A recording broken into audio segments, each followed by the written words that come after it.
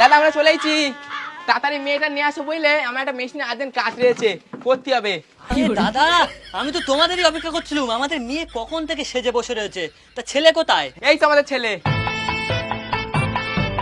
এইটা ছেলে?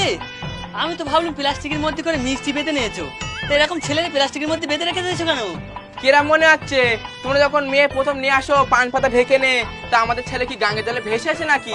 ওই মুখে প্লাস্টিক চাপাতে নিয়েছি, যতক্ষণ না মেয়ের পান পাতা সরবে ততক্ষণ আমাদের ছেলে প্লাস্টিকে সরবে না। ঠিক আছে দাঁড়াও, আমি আমার মেয়ে নিয়ে আসতেছি, তোমরা তারা এখানে বসো। ঠিক আছে, বসে বসে নাচ কর।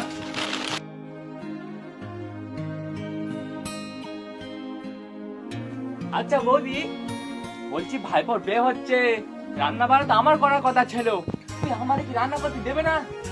দাঁড়া আমি সব ব্যবস্থা করে দিচ্ছি।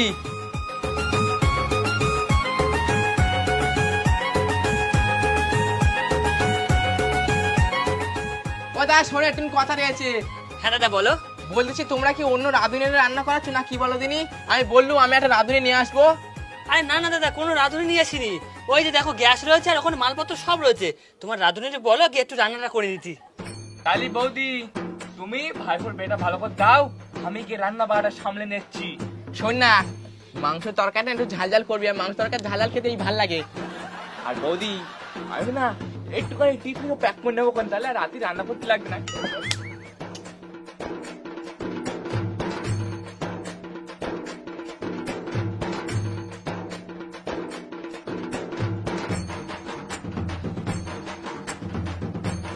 হলে হলে সাজনা হলে হলে।